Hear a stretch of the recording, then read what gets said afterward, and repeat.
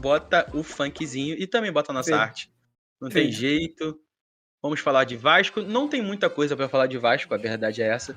Acho que os assuntos do Vasco são mais extracampos do que dentro de campo mesmo, né? Sim. E aí, a primeira informação que a gente tem do Vasco é que o Vasco tá correndo atrás, né, de conseguir mandar seus jogos novamente em São Januário e tá avançando, né, em um acordo com o Ministério Público do Rio de Janeiro para a liberação do público, tá correndo atrás já, colocando a identificação facial, né, e também a biometria, coisa que tem vontade no Rio de Janeiro, né, mas eles querem colocar e querem começar pelo Vasco, porque de acordo lá com o desembargador é o pior, né? E o Vasco tá correndo atrás, não tem muito o que fazer, tem que correr atrás disso, e já vai começar esse processo aí para pelo menos de teste, né? Com as gratuidades, pelo menos, no momento, e depois vai evoluindo a cada jogo que passar e tal, vão se cadastrando mais pessoas.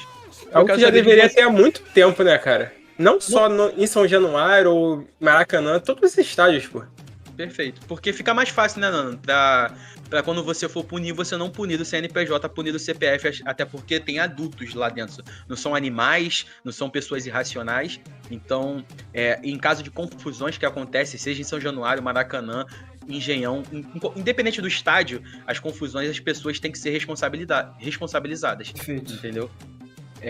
E aí o Vasco espera definir a liberação de São Januário nesse próximo encontro e planeja enfrentar o Curitiba, que já vai ser um jogo já provavelmente dentro de São Januário, no dia 21 de setembro, com o São Januário com o público, né, e tal. Então veremos o que vai acontecer aí, já teve a reunião, as duas partes estão se entendendo, tanto o Ministério Público com o Vasco da Gama, e vamos ver como que fica, né, e tal.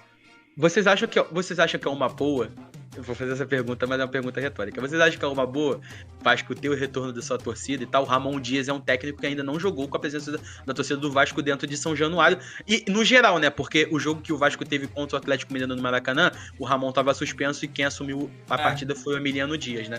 E tal. Quero saber de vocês aí. O que a volta de São Januário traz de bom pro Vasco?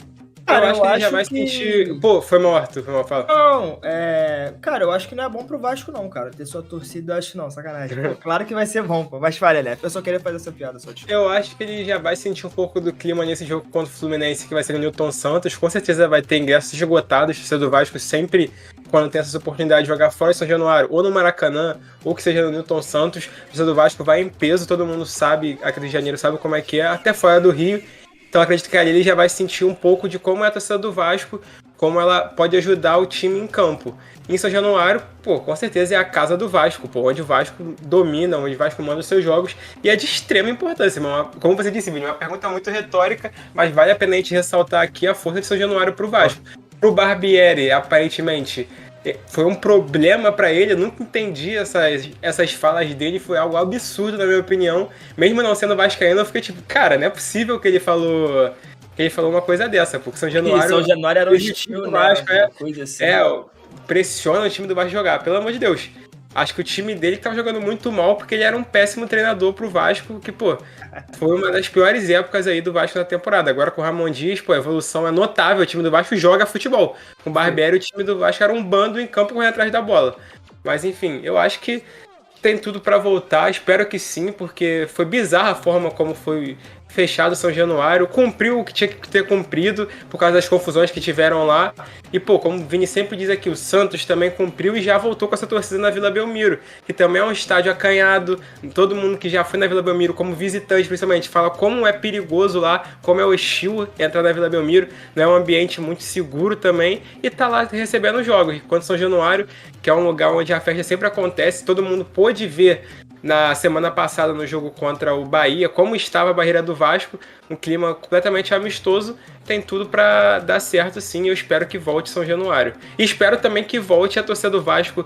Pô, vou deixar aqui um pedido também, eu acho que de todo mundo aqui, caso o Vasco, pô, tenha resultados adversos, como pode acontecer, tá sujeito a isso, aceite da melhor maneira possível e, pô, não tenha vandalismo e tudo mais, porque, pô, o Vasco tá lutando tanto, todo mundo na internet engajando tanto pro Vasco poder voltar a jogar em São Januário, então a galera tem que entender que, pô, perder faz parte do futebol. Perfeito. E é aquilo, né, cara? Tipo assim, a gente fala das confusões, só que como trouxe Carlos Osório, que é um dos diretores de futebol do Vasco, a última confusão que o Vasco teve antes dessa do Goiás, a ponto de terem coisas atiradas no campo, como bombas e tal, sinalizadores, etc., foi em 2017, 6 anos atrás. Ou seja, o Vasco tem poucos relatos, né, de confusões a esse ponto dentro de São Januário e tal. Depois de 2017, eu não lembro de outra, entendeu? Não consigo lembrar de outro jogo que tenha tido algum problema desse tipo de coisas arremessadas daquele jeito, né, daquela maneira dentro de São Januário e tal. E é aquilo, o Vasco já tá se organizando com o Ministério Público e vai colocar aumento no número de catracas, aumento do espaço útil no acesso às catracas, ajuste na abertura dos portões no sentido de saída, né? Ou seja, um espaço mais amplo para saída, não um espaço tão estreito como é normalmente e tal. Aumento do número de câmeras no interior do estádio e também reconhecimento facial nas catracas. Para o jogo do Curitiba, algumas estariam com o sistema funcionando. Lembrando que a CBF colocou como um prazo até 2025 implementar essa parada do reconhecimento facial em todos os estádios do Brasil, entendeu? Principalmente nas arenas. Então o Vasco já está fazendo isso e o Vasco pretende que até o final do ano tenha já funcionando 100% esse sistema aí do reconhecimento facial. Só que enquanto o Vasco não pode receber jogos, porque o Maracanã tá até o dia 17, um dia antes do jogo contra o Fluminense, ele tá parado, né, e tal, não tem jeito, não tem como receber os jogos no Maracanã, tá tendo aquela recuperação no gramado do estádio. E o Vasco entrou em contato com Volta Redonda no Raulino de Oliveira para manter o jogo lá, não conseguiu, só que aí no final das contas conseguiu um acordo com o Botafogo para manter o seu jogo no Newton Santos. Confesso que, pelo que eu soube, não era vontade do Textor ceder o estádio ao Vasco, só que como as diretorias têm uma boa relação, acabou cedendo e tal. Então, no dia 16, Vasco Fluminense acontecerá no Newton Santos, e a gente espera que seja um bom jogo e tal. A gente sabe que tem essa parada de se adaptar ao tapetinho, não tem jeito. Vai ser o jogo? Hã? Quando vai ser o jogo? Dia 16 de setembro. Sábado, às 4 horas da tarde, se eu não me engano. Então, tem que se adaptar ao tapetinho. O Vasco já tá entrando em contato para ter um treino antes, né? Para ter um período de adaptação. E aí eu quero saber de vocês. Dado as características dos dois clubes, vocês acham que qual time vem mais preparado para esse jogo no Engenhão, no Newton Santos? Vasco ou Fluminense? Lembrando que os dois times, o Fluminense vem apresentando um futebol muito melhor que o do Vasco, isso aí é notório, mas eu queria saber de vocês, cara. Pô, acho que o Fluminense sobrando. Concordo com o LF. Cara, sabe, é uma dicotomia muito grande, né? A gente falou isso aqui na partida do Fluminense contra o Fortaleza, que jogou lá no estádio de Volta Redonda. O gramado era, desculpa a palavra aqui, mas era um lixo.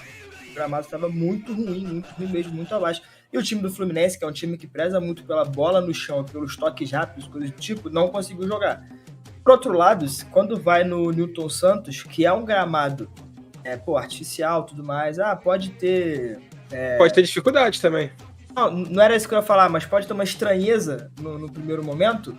Mas, cara, é um gramado que a bola corre. A bola corre. A gente sempre fala isso aqui do Botafogo. Pô, os caras do Botafogo correm, parece que correm mais. A bola na frente. O time consegue se entender muito bem quando tá adaptado ao gramado. Eu acho que o Fluminense, com o estilo de jogo que o Diniz pede e propõe, eu acho que chega com muita vantagem sobre o Vasco, porque o estilo do jogo do Vasco também não é um jogo que a gente pode falar aqui, que é na base do chutão e que não tem qualidade nenhuma, não é isso. Só que eu acho que o estilo do Vasco ainda está sendo assimilado. Ainda não está 100% perfeito e coeso, diferente do Fernando Diniz, que já está há um tempo no Fluminense e já conseguiu colocar na cabeça dos jogadores o seu estilo de jogo. Então, acho que chega com uma pequena vantagem em relação a isso, em relação ao estilo de jogo e como se adaptar ao Newton Santos do que o Vasco. Perfeito. Eu também concordo com vocês.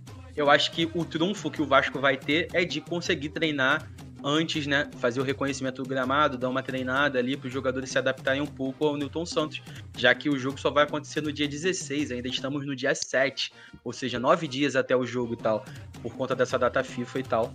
mas esperamos que seja um bom clássico, né? Até porque o Vasco vem apresentando mais qualidade, com Paulinho Paula, não tem jeito, não tem como não falar do homem, né? E tal, e o Lucas Figueiredo deixou até o comentário aqui, ó. Um assunto do Vasco é o absurdo da France Football não ter colocado Paulinho Paula na lista dos 30 da bola de ouro, né? Não tem jeito. Paulinho Paula. Perfeito. Ramon Dias vai ficar maluco com a torcida. Barbieri é ridículo, pior treinador da história do Vasco. E o Vitor Moraes, Vitinho, a caô que meu casé da Band tá aqui falando do Vascaço. Valeu, Vitinho, tamo junto, irmão. E o Lucas Figueiredo falou que o Paulinho Paula vai dominar o meio campo do Fluminense, e pra mim isso não é mentira, tá? Se os jogadores permanecem ou não no Glorioso.